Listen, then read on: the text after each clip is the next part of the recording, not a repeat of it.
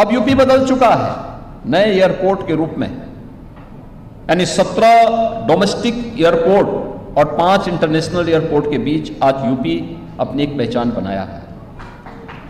देश के अंदर एक्सप्रेस वे का 60% शेयर यूपी के पास है। देश के अंदर सबसे ज्यादा सिटी में पब्लिक ट्रांसपोर्ट की मेट्रो का संचालन यूपी कर रहा है। देश की पहली रैपिड रेल, देश का पहला इनलैंड वाटरवे ये यूपी के अंदर प्रारंभ हुआ है।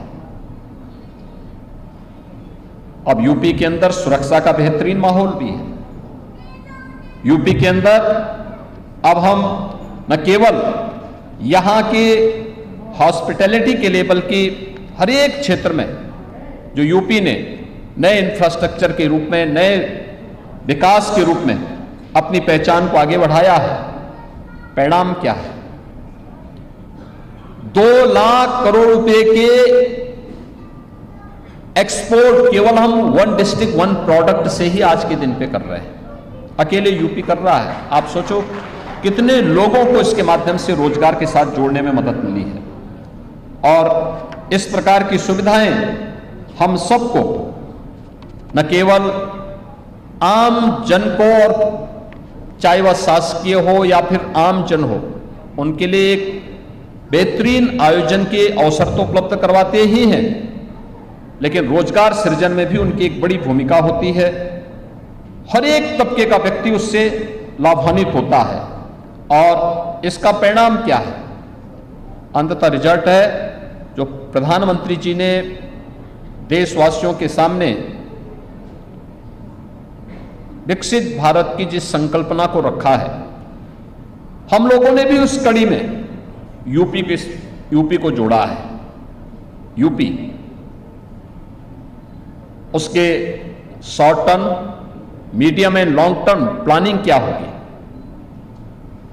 29-30 तक यूपी को $1 ट्रिलियन की इकोनॉमी के रूप में स्थापित करना। जब ये देश अपनी आजादी का शताब्दी महोत्सव मना रहा होगा, तब विकसित भारत के लिए विकसित उत्तर प्रदेश, और विकसित उत्तर प्रदेश के लिए इस प्रकार की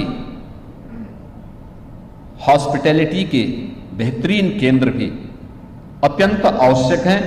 और उन स्थितियों में लखनऊ को आज जो यह सुविधा प्राप्त हुई है, मैं जिसकी चर्चा बार बार कर रहा था कि 1 डिस्ट्रिक्ट 1 प्रोडक्ट के बाद हम लोगों ने 1 डिस्ट्रिक्ट 1 कुजीन की तरफ आगे बढ़े हैं। और लखनऊ,